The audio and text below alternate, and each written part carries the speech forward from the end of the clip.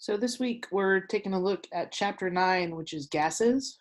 And probably the most critical piece for us to think about here really is the extent to which we work together. So we're going to be thinking about listening and problem solving. And again, this goes back to that think aloud paired problem solving. Hopefully, you've got some more information that you can update for both the know and want to know as well as learn columns. If you have other topics that you want to add here besides gases, temperature, volume, moles, and pressure, by all means do so. This is a great way for you to check in and think about what you currently know, what you can transfer from what you know, and what you might need to be attentive to. Our scientist spotlight today is looking at Lloyd Noel Ferguson. So he was the first to graduate as an African American from UC Berkeley, getting his PhD. And he worked with other researchers to develop ways to access oxygen for use in submarines.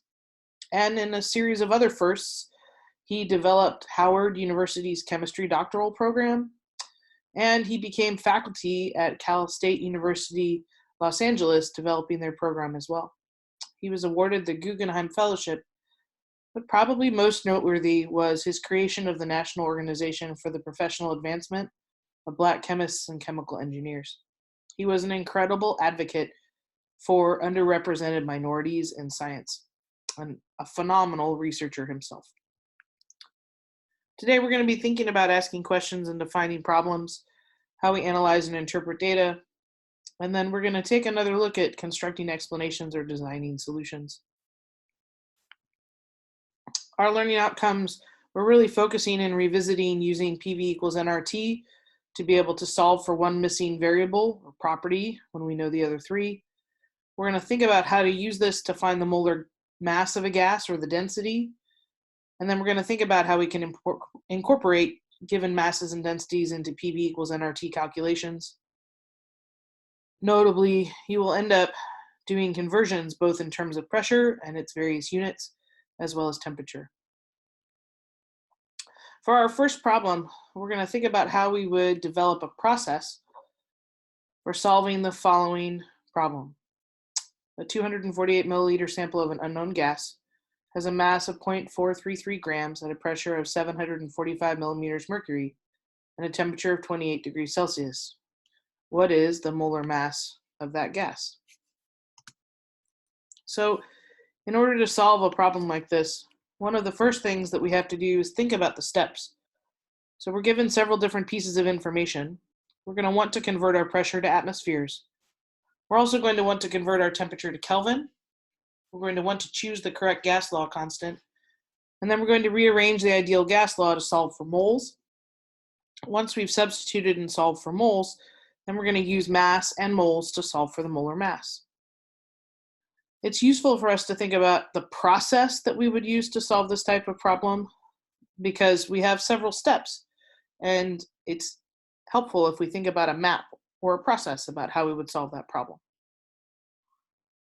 Critically, we should be able to identify which universal gas constant we would want to use. So for atmospheres, we want to make sure that we're using 0.08206 liters times atmospheres per mole Kelvin. Whereas if we were given different units, say for example, kilopascals or joules, we would want to use a different gas law constant.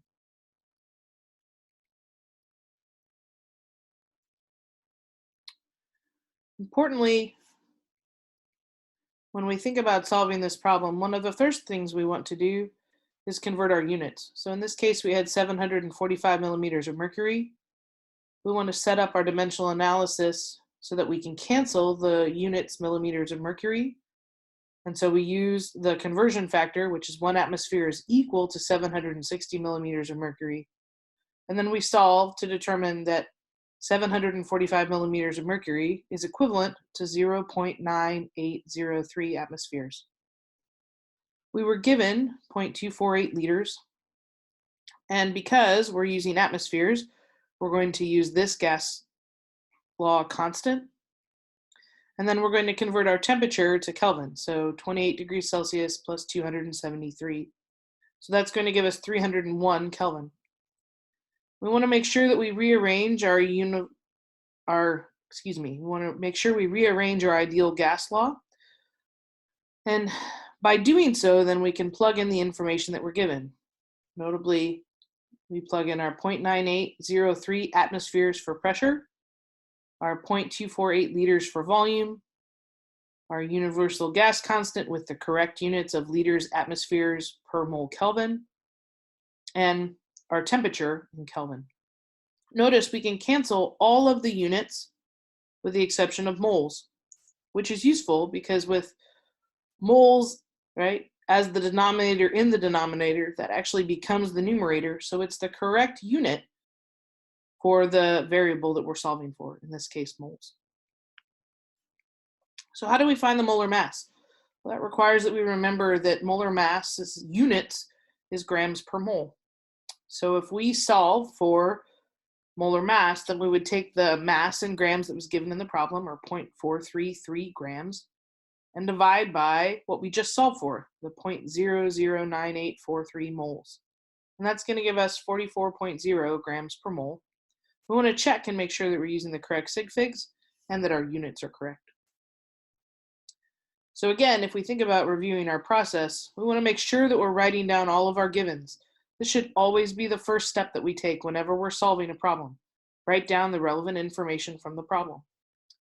Our next step should always be to think about how we convert our units to something that makes sense for the units that we're going to solve for in the problem. So in this case, when we see millimeters of mercury, we want to convert that to atmospheres. Likewise, when we see degrees Celsius, we want to convert that to Kelvin. We want to make sure that we're choosing the correct gas law constant.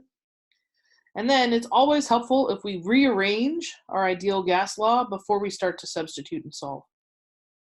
That way we can check and make sure that our units cancel and that we have the correct final unit for whatever variable it is that we're solving for. Notice this problem actually requires us to take one calculation and then use it in a second subsequent calculation. In this case, we're going to use the number of moles that we just solved for, and it's going to go in the denominator, and the amount of grams, which is given in the problem, will go in the numerator. So 0.433 grams divided by 0.009843 moles gives us 44.0 grams per mole. If we think about another example, sometimes one of the ways that we can incorporate an additional calculation into solving for our ideal gas law problems is to think about density. This is a really great way to remember density if you're not sure what the formula is. Density is always mass divided by volume. It's like dividing a heart in half. You have mass on top and volume on the bottom. For our purposes in the ideal gas law, it's usually measured in grams per liter, but there are other ways that you can represent the units for density. As a reference, for example, the density of air at sea level and 15 degrees Celsius is 1.225 grams per liter. Now, it's important to think about density because it actually is something that is influenced by altitude, for example. So what is the density in grams per liter of nitrogen gas that has a pressure of 1 atmosphere at 99 degrees Celsius? So again, think about the steps that you might need to solve this problem. We're going to convert our temperature to Kelvin. We're going to choose the correct gas law constant. We're going to rearrange the ideal gas law to solve for moles, and then we're going to substitute and solve for moles. We're going to use moles and molar mass then to solve for the mass in grams, and use mass and volume to solve for density. So if you think about this, this is a problem that has at least 6 steps. So it would be really hard to memorize and just know the answer to this problem off the top of your head. Instead, what we want you to think about is how you can use the given information to set up a series of calculations that would allow you to arrive at the desired answer. So if we think about our own process, right, we're going to write down our givens, pressure, volume given in the problem. Notice this 1.00 liter actually comes from the information in the problem grams per liter. It's assuming that we have 1 liter. Moles is our unknown. We have to be careful to choose the correct gas law constant. And then we need to convert our temperature from degrees Celsius to Kelvin. And again, we're going to write out our ideal gas law and rearrange it to solve for the desired variable, in this case moles. And then we're going to substitute and solve. We have 1 atmosphere and 1 liter. Those go in the numerator. Atmosphere, remember, is pressure. Liters is volume. We're going to divide by the gas law constant, 0.08206 liter atmosphere per mole Kelvin, and multiply by the temperature, in this case 372 Kelvin. And our moles, right, in this case, is what results because our other units cancel. But we're not done with this problem. We need to use moles then to solve for our mass in grams. So if we know that we have 0.0328 moles per 1 liter, then we need to multiply by the molar mass. We were told that this is nitrogen, or N2, so the molar mass is 14.01 times 2, which is 28.02 grams per mole. Notice the moles cancel, and what I'm left with is grams per liter. Now, it would be tempting to solve this problem, right, by simply substituting in numbers to a single equation. That's really not the best approach. The best approach is to make sense of what you're given. You always want to write down everything that you're given in the problem. Then you want to think about how you can arrange the ideal gas law to solve for the desired variable, then substitute and solve. By doing so, you can check to make sure that your units will in fact cancel. When your units cancel, that means that what you're left with, in this case moles, would allow you to then solve for your mass in grams. This allows your amount of moles to cancel and leaves you with grams per liter. One of the other really critical pieces that we should probably talk about is the academic terms diffusion and effusion. So diffusion are gas molecules spreading out to areas of lower concentration, whereas effusion is gas escaping a container through a small hole. It's important that you think about practical examples of what these terms look like, just like it's important that you think about the proportionality between, say, for example, pressure and temperature. That's going to help you make sense of these terms as we move forward and you have to transfer this information. We're going to take a look at gas laws and diving when we come back to this material and wrap up gases on Monday. But for example, at constant temperature, the volume of a gas varies inversely with pressure, while the density of a gas varies directly with pressure. This is what's known as Boyle's law. At a constant volume, the pressure of a gas varies directly with absolute temperature. This is what's known as Charles' law. The total pressure exerted by a mixture of gases is equal to the sum of the pressures that would be exerted by each of the gases if it alone were present and occupied the total volume. We're going to look at several practice problems on Monday that help us make sense of these individual laws, but you also have some practice problems available that will help you make sense of these from the worksheets in class. As a reminder, S-Cube meets from 11:30 to noon, Mondays and Wednesdays in class. We're always working on solving problems and all are welcome. Reminder that Chem 110 discussion is Thursdays in the library, 11:28, from 8 to 8:50, 3 to 3:50, and 4 to 4:50. And then last but not least, I know folks have a tendency to rush by this, but it's valuable for you to think about how you organize your goals, how you think about your thinking, and reflecting on your learning. Even just a couple of moments of reflection about what made sense, what might need refining or reframing, and what your next steps are will go a long way to positioning you to be successful this next week.